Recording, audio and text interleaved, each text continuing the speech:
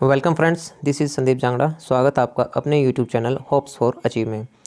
HSSC CET group 6 की एक revision series हमने स्टार्ट कर रखी है और आज की जो यूनिट है उसकी वो है अकाउंटिंग एंड रिपोर्टिंग स्टैंडर्ड्स। तो चलिए फटाफट से इसको रिवाइज़ करते हैं। ये एक रिवीजन वीडियो होगी भाई, और इसमें केवल जो ओवरव्यू है वही लिया जाएगा, डिटेल्स में इसमें ज़्यादा नहीं चीज़ें बताई जाएंगी। चलिए इसको शुरुआत करते हैं। तो सबसे पहले जो टर्म आती है वो होती है accounting standards. Accounting standards are written policy documents and covering the aspect of recognition, measurement, treatment, presentation and disclosure of accounting transaction in financial statement। Accounting standard क्या होता है? रिटर्न पॉलिसी डॉक्यूमेंट होता है, लिखित में, ठीक है, जो कवर करता है सभी पहलुओं को कि जो ट्रीटमेंट होगा, प्रेजेंटेशन होगा अकाउंटिंग ट्रांजैक्शन का, वो किस तरह से किस रूल के अकॉर्डिंग किया जाएगा। एक code of conduct imposed on accountants by custom law और प्रोफेशनल बॉडी। मतलब एक रूल का सेट कह सकते हो आप, अकाउंटेंट्स को दिया जाता है या अकाउंटेंट्स को फॉलो करना पड़ता है, जो प्रोफेशनल बॉडी के द्वारा बताया जाता है। मतलब जैसे कि प्रोफेशनल बॉडी ICAI हो गया ऐसे, ठीक है, वो इसको फॉलो करके अकाउंटिंग स्टैंडर्ड को फॉलो करके अकाउंटिंग ट्रांजेक्शन को करते हैं। अब फ़ायदे क्या हैं? Benefit of accounting standard. Accounting standard ensure the consistency and comparability of financial statements. Consistency और जो कंपेरेबिलिटी है, मतलब कि वो तुलनात्मक अध्ययन फाइनेंशियल स्टेटमेंट का और जो एक कंसिस्टेंसी है उसको सुनिश्चित करता है। Improve the reliability and creditability और फाइनेंशियल स्टेटमेंट्स की विश्वसनीयता को है ना वो इम्प्रूव करता है, सुधारता है अकाउंटिंग डाटा के। और फिर आता है हेल्प इन रिसॉल्विंग कॉन्फ्लिक्ट। कोई वाद विवाद की स्थिति उत्पन्न होती है उसमें आपके अकाउंटिंग स्टैंडर्ड काम आते हैं, ठीक है। Reduce the chances of manipulation and frauds और मैनिपुलेशन के जो चांसेस हैं वो बहुत काफ़ी कम हो जाते हैं, क्योंकि सारी चीज़ें अकाउंटिंग स्टैंडर्ड को फॉलो करके बनाई जाती हैं, ठीक है। हेल्पफुल टू ऑडिटर के लिए बहुत हेल्पफुल है। ऑडिटर जब अकाउंट्स डाटा को वेरीफाई करता है, ऑडिट करता है, तो अकाउंटिंग स्टैंडर्ड के अकॉर्डिंग ही वो फॉलो करता है। Accounting standard specified by ICAI institute of chartered accountant of India के द्वारा section 133 of the company act 2013 में अकाउंटिंग स्टैंडर्ड बताए गए हैं। तो जैसे ये लगभग 32 हैं। Accounting standard 1 accounting disclosure policy, accounting standard 2 inventory valuation, number 3 cash flow statement से रिलेटेड है, नंबर 4 है बैलेंस शीट डेट इवेंट्स और कॉन्टीजेंसी देयर आफ्टर, और नंबर 5 जो है accounting standard prior period items, net profit and loss in the period, accounting policy changes के बारे में। अकाउंटिंग स्टैंडर्ड 6 जो है आपका वो किससे रिलेटेड है? डेप्रिसिएशन अकाउंटिंग से। अकाउंटिंग स्टैंडर्ड 7 जो है अकाउंटिंग ऑफ कंस्ट्रक्शन कॉन्ट्रैक्ट से रिलेटेड। 8 जो है एरर करेक्शन और चेंजेस इन अकाउंटिंग पॉलिसी से रिलेटेड। Number 9 revenue recognition. 10 जो है प्लांट प्रॉपर्टी और इक्विपमेंट से। 11 जो है change in rates of foreign exchange rates. 12 जो है गवर्नमेंट ग्रांट से रिलेटेड है। और 13 जो है इन्वेस्टमेंट अकाउंटिंग से रिलेट करता है। और 14 जो है अमलगमेशन अकाउंटिंग। 15 एम्प्लॉय बेनिफिट्स के बारे में बताता है। 16 बोरोइंग कॉस्ट के बारे में। 17 जो है आपका financial segment reporting. 18 related party transaction disclosures. और 19 जो है लीज ट्रांजैक्शन वगैरह और उनसे रिलेटेड अकाउंटिंग पॉलिसी है वो। अकाउंटिंग स्टैंडर्ड 20 अर्निंग पर शेयर कितनी है वो बताता है।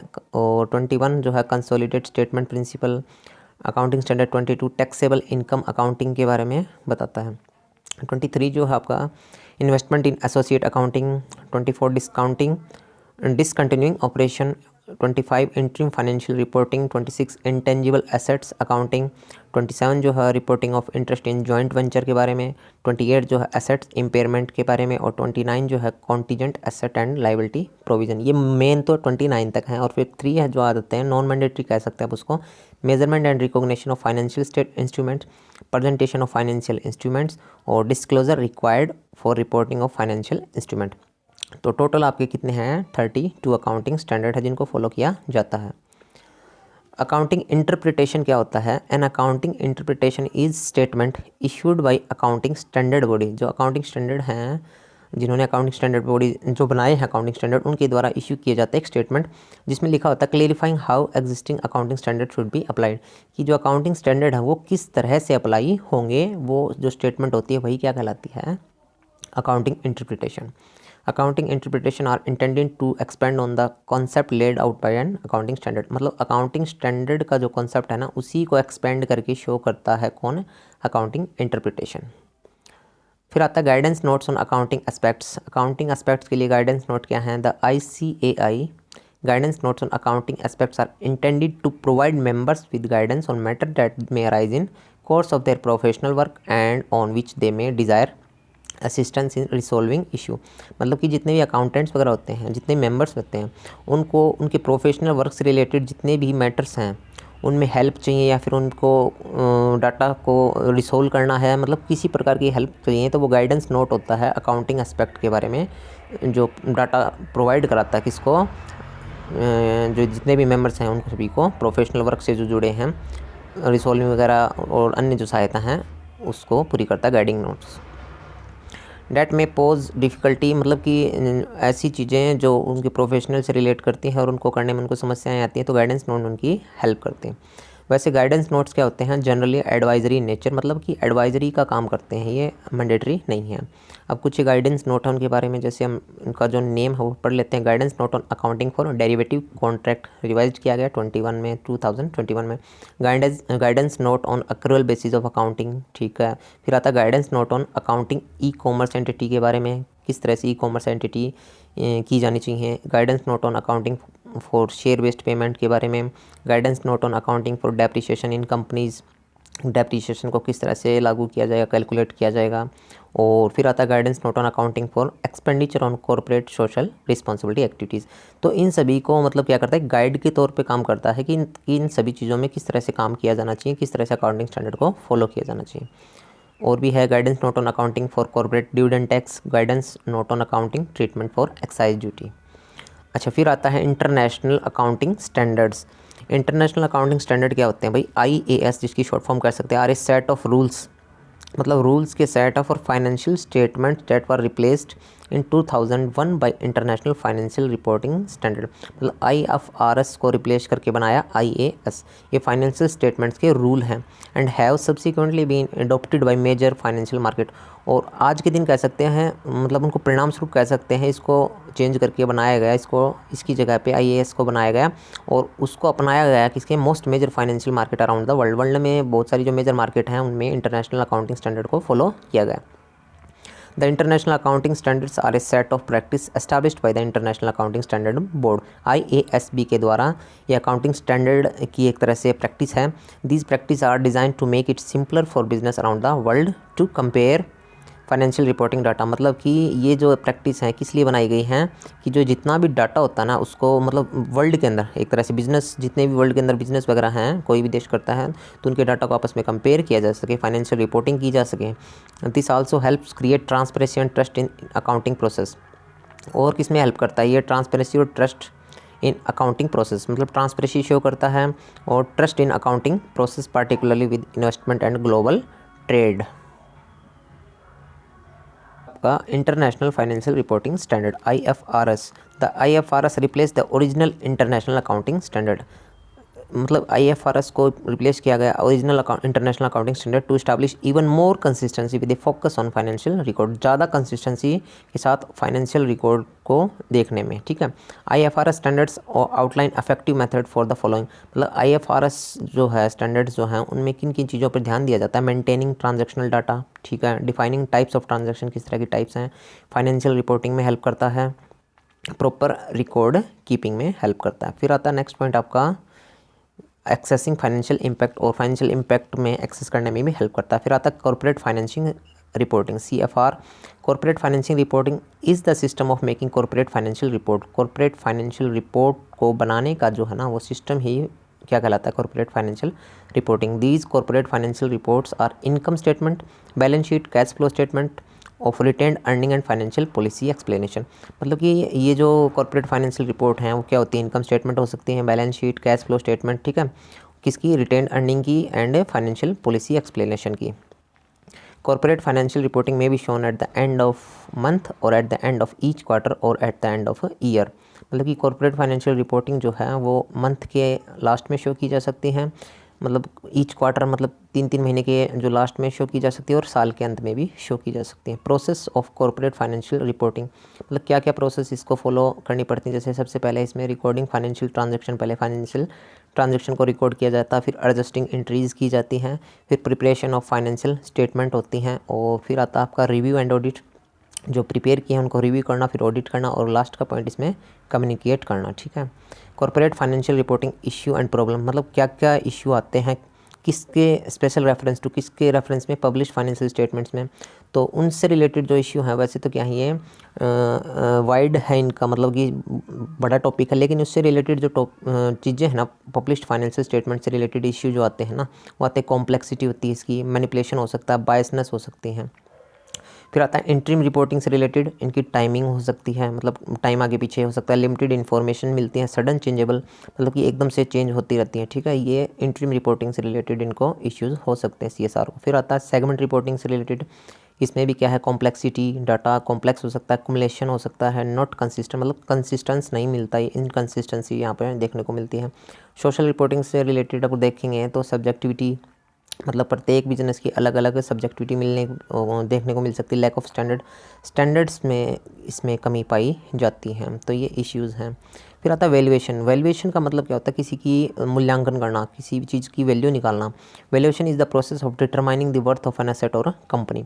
किसी कंपनी की जो एसेट हैं उसकी वर्थ, मतलब उसकी जो कीमत है वो निकालना, वही क्या कहलाता है, आपका वैल्यूएशन कहलाता है। वैल्यूएशन इज़ इम्पोर्टेंट होता क्यों, because it provides prospective buyers, मतलब जो प्रोस्पेक्टिव बायर्स है ना, मतलब जो खरीदार हैं, उनको एक विचार, एक आइडिया प्रोवाइड कराते हैं, how much they should pay for an asset, मतलब एक एसेट के लिए उनको कितना देना चाहिए, और company and for prospective seller, मतलब कि प्रोस्पेक्टिव सेलर्स को और प्रोस्पेक्टिव बायर को, दोनों को क्या है, इंपॉर्टेंट वैल्यूएशन, मतलब जानकारी प्रोवाइड करता है। How much they should sell for, मतलब कि बायर्स को बताता है कि कितने में उनको खरीदनी चाहिए, सेलर को बताता है कितने में उनको बेचनी चाहिए, वैल्यूएशन। फिर आता है नीड फॉर वैल्यूएशन। वैल्यूएशन की ज़रूरत क्यों पड़ती है। The purpose of valuation is to determine the worth of an asset और company and compare that to the current market price. कि पर्पज़ तो क्या है इसका, एसेट की वैल्यू निकालना और उसको करंट मार्केट प्राइस जो है ना उसके साथ कंपेयर करना। This is done so for a variety of reason, ये बहुत सारे रीजंस की वजह से किया जाता है। जैसे कौन कौन से, such as bringing on investor, selling, मतलब इन्वेस्टर को लेके आना, सेलिंग दी कंपनी को सेल करना, परचेजिंग दी कंपनी खरीदना, परचेज कंपनी को, सेलिंग ऑफ असेट्स बेचना, और पोर्शन ऑफ द बिजनेस या बिजनेस का एक हिस्सा बेच देना। इन सभी में वैल्यूएशन करनी पड़ती है असेट की। फिर आता है valuation of tangible fixed asset. Valuation of tangible fixed asset के अंदर, अच्छा, टेंजिबल फिक्स्ड असेट आपको पता है क्या होती है, मतलब जिनका लाभ 1 साल से ज़्यादा के लिए मिलता है। टेंजिबल, जिनको हम टच कर सकते हैं, ठीक है, देख सकते हैं। The valuation of fixed asset involve the application of analytical tool to determine, मतलब इसमें विश्लेषण किया जाता है क्या डिटरमाइन करने के लिए, the fair market value of tangible asset, मतलब कि मार्केट वैल्यू जो है ना वो असल में, रियल में है क्या, उसको निकालने के लिए विश्लेषण किया जाता है। जैसे टेंजिबल एसेट की कौन सी, land, building, heavy duty plant, equipment of all category, office equipment, furniture, fitting, among other. The valuation of the valuation of fixed assets is normally perform by professionals with requisite training, मतलब कि ऐसा नहीं कि कोई भी व्यक्ति निकाल ले, जो प्रोफेशनल होता है उस फील्ड में वही क्या करता है, वैल्यूएशन करता है, और उसको साथ में क्या होती है, उसकी ट्रेनिंग होती है, उसके पास सर्टिफिकेशन होता है, and credential for the different categories of fixed asset, और वो क्रेडेंशियल कर सकता है, मतलब कि अलग अलग कैटेगरी के अंदर वो जो फिक्स्ड असेट हैं उनको ढंग से क्या कर सकता है, उनमें डिफ्रेंशिएट कर सकता है, और उनकी वैल्यू, ट्रू वैल्यू निकाल सकता है। और ये काम किसका होता है, प्रोफेशनल्स का होता है। मेथड कौन कौन से होते हैं, जैसे पहला मेथड है cost method. Cost method is easiest way of asset valuation, सबसे आसान मेथड कह सकते हैं। It is done by basing the value on the historical price for which the asset was bought, मतलब उस वैल्यू पे बेस होता है, इसका आधार होता है जो हिस्टोरिकल प्राइस है ना जिस पे एसेट को खरीदा गया, ये कॉस्ट मेथड हो गया। मार्केट वैल्यू मेथड वैल्यूएशन का, the market value method basis the value of the asset on its market price, इसका बेस क्या होता है, मार्केट प्राइस, और it's projected price when sold in open market, या फिर जब इसको ओपन मार्केट में बेचा जाएगा तब इसका प्रोजेक्टेड प्राइस क्या होगा। फिर आता है base stock method. The base stock method requires a company to keep a certain levels of stocks, एक निश्चित मात्रा में जो स्टॉक का लेवल है वो कीप करना पड़ता, रखना पड़ता है। Whose value is assessed value, और उसी की वैल्यू को असेस्ड बेस्ड वैल्यू माना जाता है on the value of base stock, ये बेस स्टॉक मेथड है। फिर आता है standard cost method. The standard cost method uses expected cost instead of actual cost, मतलब कि एक्सपेक्टेड कॉस्ट इसमें शामिल की जाती है, किसकी बजाय एक्चुअल कॉस्ट को इग्नोर इसमें किया जाता है। Often based on the companies past experience, और आमतौर पर ये किस पे बेस होता है, कंपनी की जो पुराने भूतकाल के जितने भी एक्सपीरियंस रहे हैं एसेट से रिलेटेड, उनके ऊपर ये बेस्ड होता है। वैल्यूएशन ऑफ लाइबिलिटीज़, दायित्वों का जो वैल्यूएशन वो किस तरह से, valuation of liability refer to the process of determining the present value of all the debts, मतलब कि आज के दिन की जो वैल्यू है ना सभी डेब्ट्स की, सभी ऋण की और ओब्लिगेशंस की, दायित्वों की of a company such as land, bond, account payable and other liability, मतलब सभी लाइबिलिटीज़ की आज के दिन वैल्यू क्या है वो निकालना। The valuation of liability is important for determining the financial health, मतलब कि फाइनेंशियल जो पोजीशन है वो कैसी है बिजनेस की। असेसिंग इट्स एबिलिटी टू पे ऑफ इट्स डेब्ट्स, मतलब कि जो कंपनी या बिजनेस है उसकी जो एबिलिटी है पे करने की, डेब्ट करने की, वो कैसी। एंड मेकिंग इन्वेस्टमेंट डिसीजन, और इन्वेस्टमेंट के उसके क्या निर्णय होंगे आगे, उन सभी को सभी के बारे में हेल्प मिलती है किससे, लाइबिलिटी वैल्यूएशन से। मेथड क्या आते हैं भाई, एक होता है historical cost method. This method involves valuing liabilities at the amount of money paid to incur the liability, मतलब उस लाइबिलिटी को इनकर करने के लिए, पे करने के लिए, मतलब उस लाइबिलिटी को चुकाने के लिए कितनी अमाउंट पे करनी पड़ेगी, हिस्टोरिकल कॉस्ट मेथड है। फेयर वैल्यू मेथड में this method involves valuing liabilities eight their current market, liability की कौन सी वैल्यू, करंट मार्केट वैल्यू के ऊपर बेस होता है ये fair value method. Amortise cost method, this method involves valuing liabilities at the present value of future payment, future की जो payment है उनकी प्रेजेंट वैल्यू क्या है उसके ऊपर बेस होता है amortise cost method. Discounted at the effective interest rate. फिर आता है valuation of shares. Valuation of shares is the process of knowing the value of company share, company के शेयर्स की कीमत क्या है उन्हीं को जानना, उन्हीं के बारे में पता लगाना वैल्यूएशन शेयर है। Share valuation is done based on quantitative techniques and share value will very depending on the market demand and supply. जो शेयर की वैल्यू होती है ना वो वेरी करती है किसके ऊपर, डिमांड एंड सप्लाई के ऊपर, मार्केट के अंदर डिमांड एंड सप्लाई कैसी है, valuation of shares. Method asset based होता है एक तो इसका, कि this approach on based on the value of the company asset and liability which include intangible asset and contingent liability, कि जी ये अप्रोच होती है ना किसके ऊपर बेस्ड है, वैल्यू ऑफ द कंपनी की असेट और कंपनी की लाइबिलिटी विच इंक्लूड, जिसके अंदर इंटेंजिबल असेट भी आ जाते हैं आपकी, इंटेंजिबल असेट जिनको हम टच नहीं कर सकते, और साथ में कॉन्टीजेंट लाइबिलिटी जो संभावित दायित्व हैं वो भी आ जाते हैं। फिर आता है income based. This approach is used when the valuation of is done for a small number of share, छोटे अमाउंट में, जब शेयर्स छोटे होते हैं मतलब थोड़े होते हैं, कम मात्रा में, उनकी वैल्यूएशन करनी हो तब हमको इनकम बेस्ड मेथड यूज़ करना पड़ता है। Here the focus is expected benefit from the business investment, मतलब कि एक्सपेक्टेड बेनिफिट कितना फ़ायदा होने वाला है, what the business generate in the future, मतलब कि एक्सपेक्टेड इन्वेस्टमेंट जो है बिजनेस कितना जनरेट करेगा फ्यूचर में, इसके लिए इसको यूज़ किया जाता है। फिर आता है आपका market based. The market based approach generally uses the share prices of comparable public traded companies, use करता किसका, prices of comparable public traded company, public traded company की जो शेयर्स हैं उनके प्राइस का, उनके शेयर्स का प्राइस यूज़ करते हैं। एंड द एसेट और stock sales of comparative private company, और साथ में प्राइवेट कंपनी के जो स्टॉक सेल्स हैं, स्टॉक हैं और एसेट हैं उनकी सेल उसके साथ में तुलना की जाती है, मार्केट बेस्ड ये होता है। फिर आता है valuation of business. A business valuation also known as company's valuation, company की वैल्यूएशन करना ही बिजनेस वैल्यूएशन कहलाता है। Is the process of determining the economic value of business, business की आज के दिन वैल्यू क्या है वही क्या कहलाता है, valuation of business. During the valuation process all areas of business were analyse to determine its worth and the worth of its department और यूनिट, मतलब कि जब वैल्यूएशन की जाती है बिजनेस की तो इसके सभी पहलुओं को विश्लेषण किया जाता है, सभी में मतलब सारे डिपार्टमेंट और सारे यूनिट इसके अंदर शामिल किए जाते हैं। मेथड इसमें एक तो मार्केट कैपिटलाइजेशन है, it is calculated by multiplying the company share, company के शेयर को मल्टीप्लाई करना bye it's total number of shares outstanding, जितने इसके आउटस्टैंडिंग शेयर्स हैं उसके साथ में मल्टीप्लाई करना मार्केट कैपिटलाइजेशन है, ये बिजनेस वैल्यूएशन के लिए। फिर आता है आपका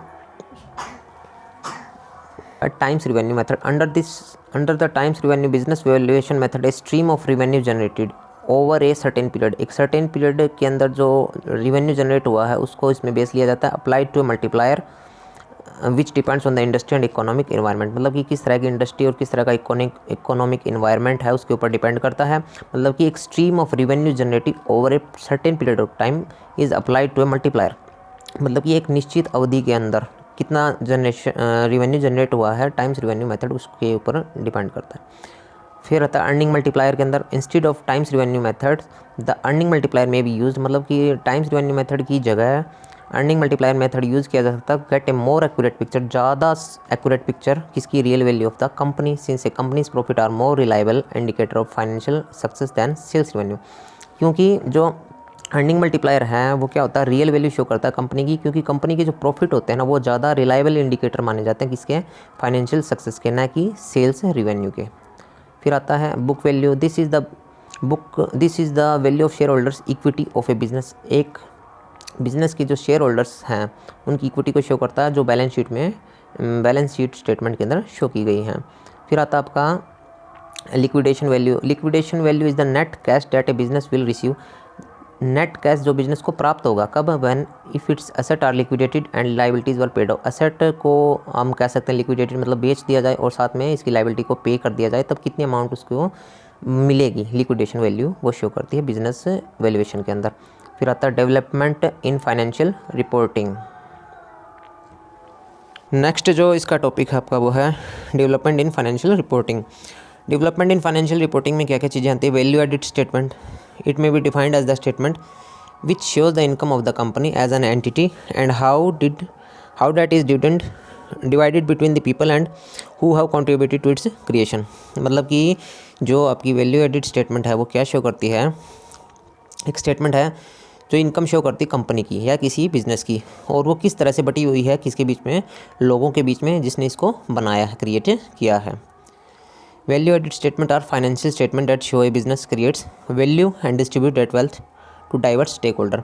वैल्यू एडिड स्टेटमेंट क्या शो करता है कि स्टेटमेंट है शो करती है बिजनेस क्रिएट से वैल्यू, मतलब बिजनेस कितनी मात्रा में, मतलब कितना पैसा कमा रहा है और डिस्ट्रीब्यूट कर रहा है उससे वेल्थ को डाइवर्स स्टेक होल्डर, मतलब उसकी जो स्टेक होल्डर हैं, शेयर होल्डर, इन्वेस्टर जितने भी हैं उनके बीच में।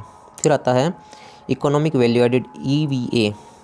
Economic value added is a measure of a company's financial performance. ये कंपनी की वित्तीय जो परफॉर्मेंस है उसको शो करता है, मेज़र करता है, based on the residual wealth calculated by deducting its cost of capital from its operating profit. मतलब इसकी जो वेल्थ है डिडक्ट की जाती है, मतलब कैसे निकाली जाती है, deducting its cost of capital को डिडक्ट करना किससे, from its operating profit adjusted for taxes on cash basis। EVA can also be referred to as economic profit. इसको इकोनॉमिक प्रॉफिट भी हम कह सकते हैं, as it attempts to capture the true economic profit of a company, क्योंकि इसके अंदर क्या शो किया जाता है, ट्रू इकोनॉमिक प्रॉफिट जो होता है ना कंपनी का वो शो किया जाता है EVA में। फिर आता market value added MVA। Market value added is a calculation that show the difference between, ये डिफरेंस शो करता है किसके बीच में, market value of a company and the capital contributed by all investor both bondholders और जो आपके share holder. मतलब कि डिफरेंस है किसका, एक तो मार्केट वैल्यू कंपनी की क्या है और एक कैपिटल कितनी लगा रखी है बॉन्ड होल्डर और शेयर होल्डर ने, उनके बीच का difference. In the other words it is the market value of डेब्ट and equity minus all capital claims held against the company. Next है आपका share holder value added SVA। Share holder value added is a measure of the operating profit that a company has produced in excess of its funding cost और cost of capital. मतलब कि share holder value added का मतलब क्या है कि एक is a major, ये माप है किसका, ऑपरेटिंग प्रॉफिट्स का, that a company has produced, मतलब कितने ऑपरेटिंग प्रॉफिट जो है कंपनी ने प्रोड्यूस किए, किसकी एक्सेस में, इसकी फंडिंग कॉस्ट, मतलब इससे रिलेटेड जितने भी कॉस्ट हैं उनको, और कॉस्ट कैपिटल ऑफ कैपिटल, मतलब कि कैपिटल की कॉस्ट क्या है, उसके एक्सेस में कितने कंपनी ने जो है ऑपरेटिंग प्रॉफिट जनरेट किए हैं, वो आपका शो करता है share holder value added SVA। चलिए इस यूनिट में जो है इतना ही, और जो नेक्स्ट वीडियो होगी वो हम देखते हैं कौन सा टॉपिक अगली यूनिट है, उसको जल्दी ही हम रिवाइज करेंगे। और इस जो पीछे की वीडियो हैं उनकी जो एक प्लेलिस्ट है HSSC group 6 revision, quick revision के नाम से, वो आपको डिस्क्रिप्शन बॉक्स में उसका लिंक आपको मिल जाएगा। चलिए मिलते हैं नेक्स्ट वीडियो में, खुश रहिए, स्वस्थ रहिए, हैव ए नाइस डे।